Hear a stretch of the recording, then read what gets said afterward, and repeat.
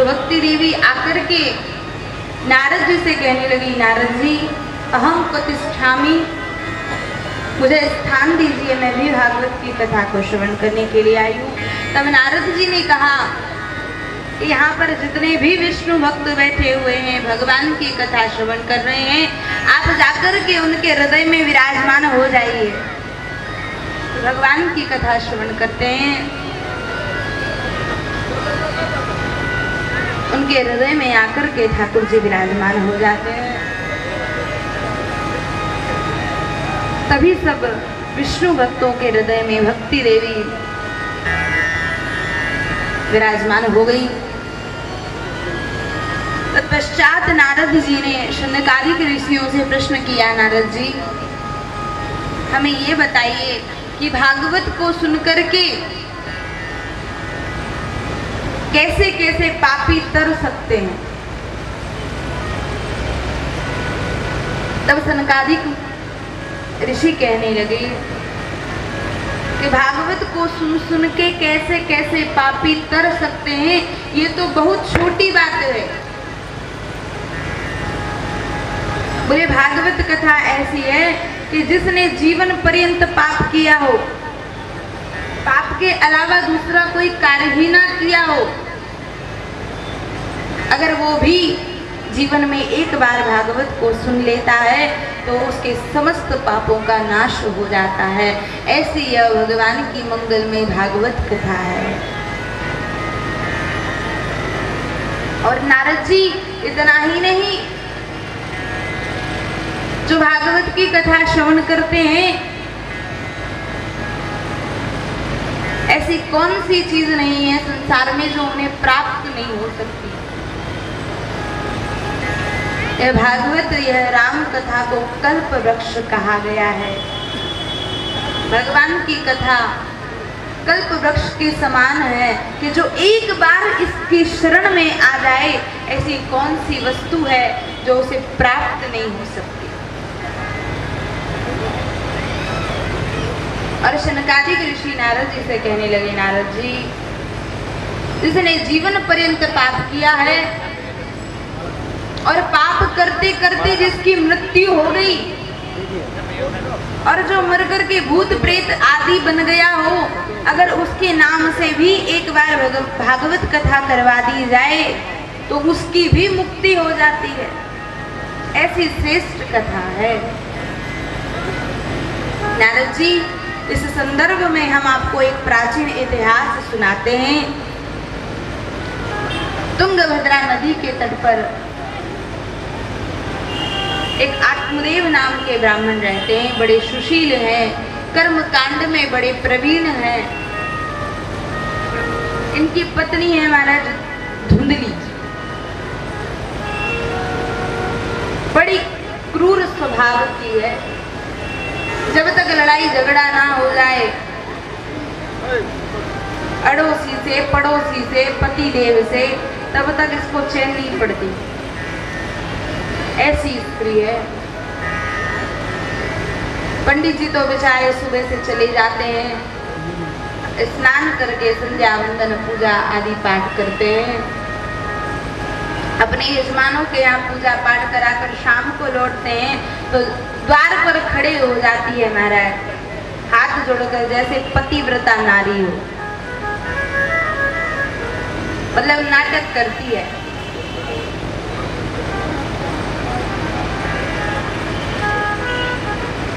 एक बार की बात है कि कोई जैसे माताएं बैठी हो तो अपने घर की चर्चा करेंगी कि हमारे पति देव ऐसे हैं, हमारे बच्चे ऐसे हैं। तो कहीं ऑफिस में भाई लोग आपस में बात करने लगे, बोले भैया हमारी पत्नी बड़ी अच्छी है। बोले कैसे भैया बताओ। बोले जब तक हम भोजन नहीं कर लेते हमारी पत्नी भोजन नहीं करती, जब हम ऑफिस से जाते हैं तभी हमारी पत्नी भोजन करती है। बोले अरे वाह बहुत अच्छी बात है, पतिव्रता नारी है आपकी पत्नी। बोले हाँ इसमें कोई शक नहीं है। दूसरे वाले से पूछा, क्यों भैया तुम्हारी धर्मपत्नी जी कैसी है? बोले भैया हमारी धर्मपत्नी जी बहुत अच्छी है, बहुत सेवा करती हैं, लेकिन उनको भूख ज्यादा लगती है, तो इसलिए क्या करती हैं, भोजन तो बना लेती हैं लेकिन 1-2 रोटी स्वयं पा लेती हैं, और जब हम जाते हैं तो 2-4 रोटी फिर हमारे साथ में पा लेती हैं। क्या करें, भूख ज्यादा लगती है। हम कहते हैं कोई बात नहीं। तीसरे वाले से पूछा, भैया तुम और बताओ तुम्हारी धर्मपत्नी जी कैसी हैं? बोले भैया हमारी धर्मपत्नी जी के बारे में तो पूछो ही मत। बोले भैया बताओ तो, हमने भी तो बताया।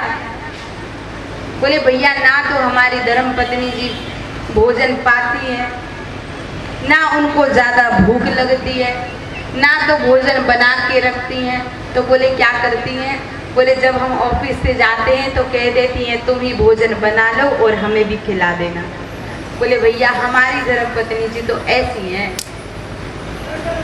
तो अगर पति की सेवा भी करना है तो मन से करो, और नहीं करना तो ढोंग करने की कोई जरूरत नहीं है, जैसी हो वैसी ही बढ़िया।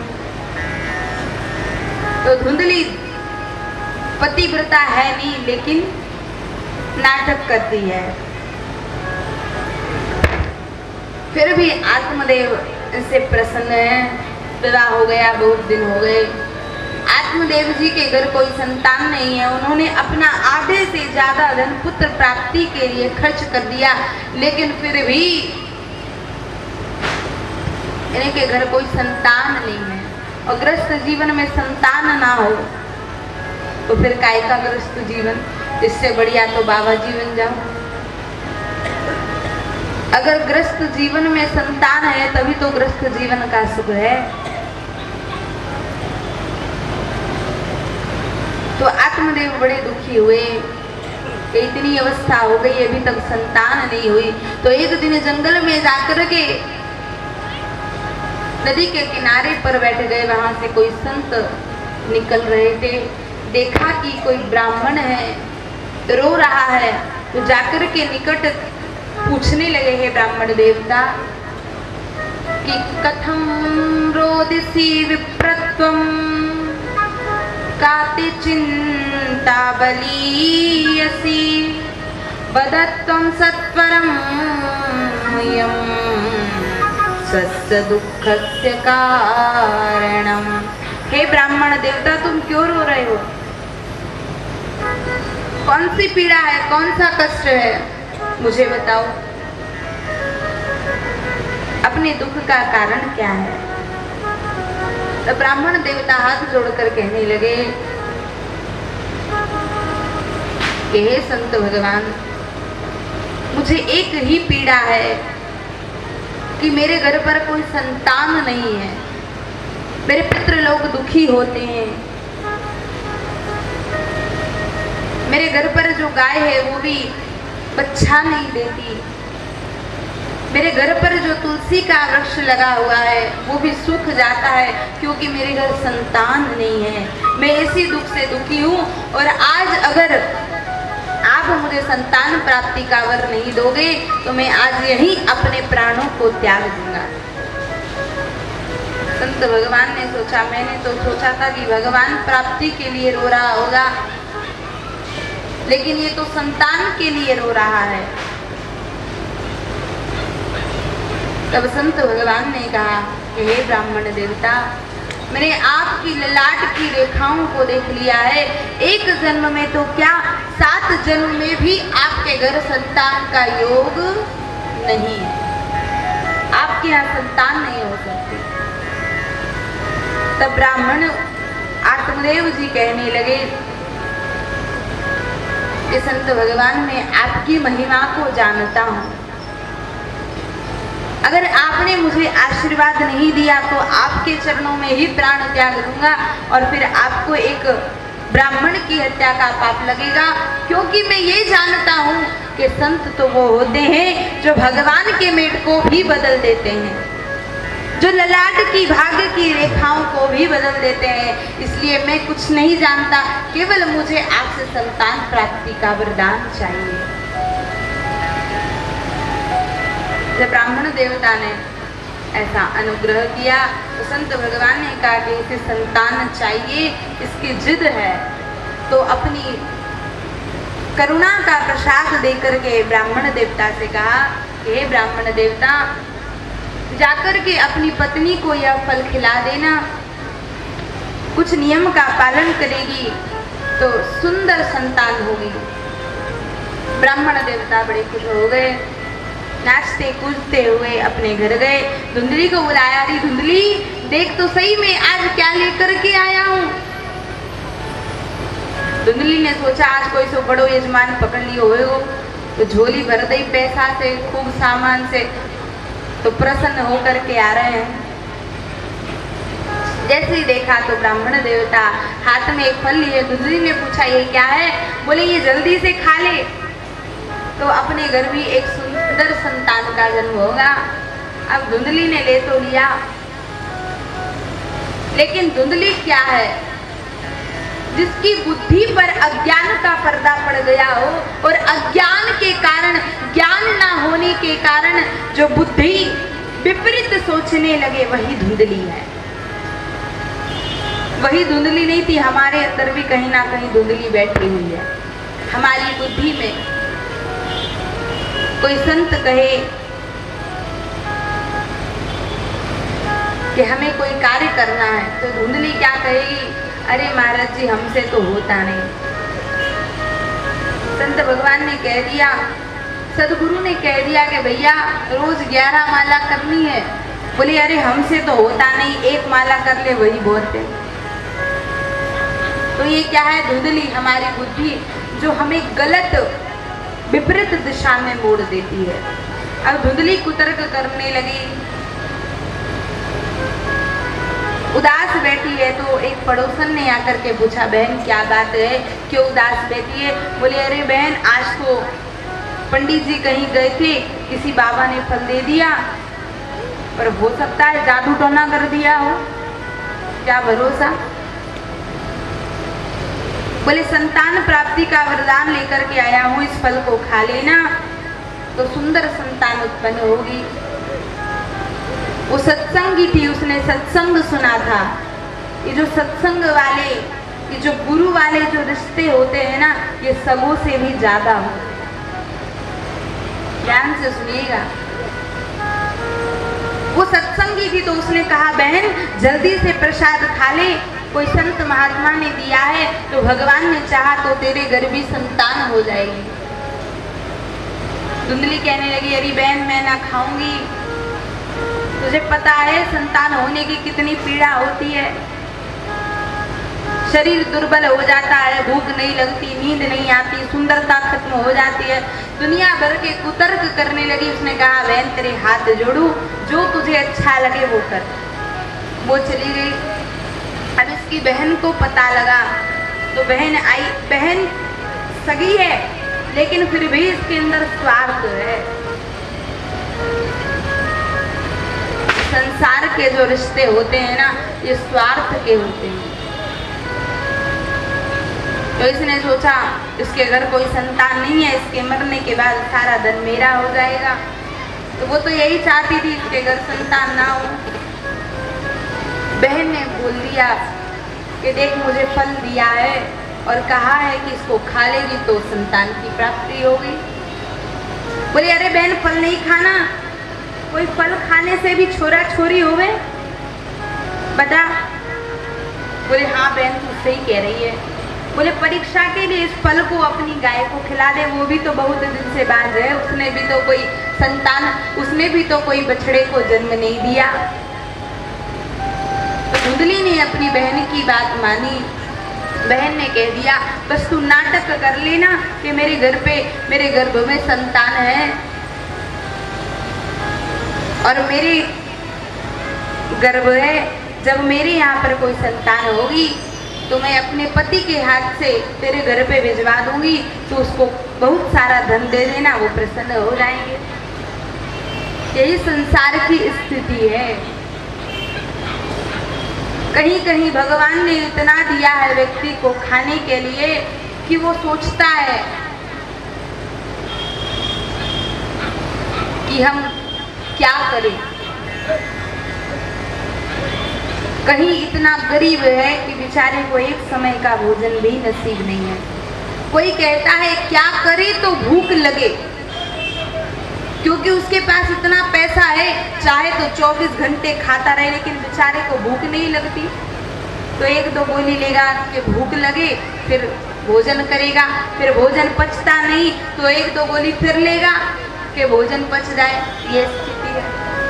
और कोई कहता है कि जब भूख लगे तो क्या करें, बेचारे को भूख लग रही है लेकिन खाने के लिए नहीं है, तो कहीं नौकरी कहीं मजदूरी की तलाश में भटकता है। तो धुंधली के घर महाराज संतान नहीं है। बहन की बात मान करके उसने वैसा ही नाटक किया। जब बहन के घर संतान हुई तो बहन ने अपने पति के हाथ में भिजवा दी। धुंधली ने उसको धन दे दिया और आत्मदेव से कह दिया कि ब्राह्मण देवता, अपने यहाँ भी बालक का जन्म हुआ है। आत्मदेव बड़े प्रसन्न हुए, बहुत सारे ब्राह्मणों को दान दक्षिणा गौ का दान दिया है, भोजन कराया, बहुत प्रसन्न है। इधर धुंधकारी का जन्म हुआ। उधर कुछ समय पश्चात उस गाय ने भी संतान को जन्म दिया, एक सुंदर बालक को जन्म दिया। इसका पूरा शरीर बालक के समान है, लेकिन कान उसके गौ के कर्ण के समान है। अब भैया नामकरण की बारी आई कि नामकरण होगा, तो आत्मदेव ने सोचा कि मेरा नाम आत्मदेव है, तो क्यों ना मैं अपनी संतान का नाम परमात्मा देव रखूं। ये विचार कर ही रहे थे कि धुंधली ने बोला, अच्छा 9 महीने कष्ट हमने झेला, 9 महीने गर्भ में हमने रखा, और जब नाम की बारी आई तो नाम अपने से मिलता जुलता रखने लगे। बोले नहीं, हमारा नाम धुंधली है तो हमारे बेटा का नाम धुंधकारी रख दिया। तो बेटे का नाम धुंधकारी रख दिया। ये नाम का बड़ा प्रभाव होता है महाराज। इसलिए आपके घर भी जब संतान हुए तो ब्राह्मण देवता को बुलाकर किसी संत भगवान के द्वार पर जाकर के अपने बच्चों का नामकरण रखवाओ। कुछ तो भी मत रख लेना धुंधली की तरह।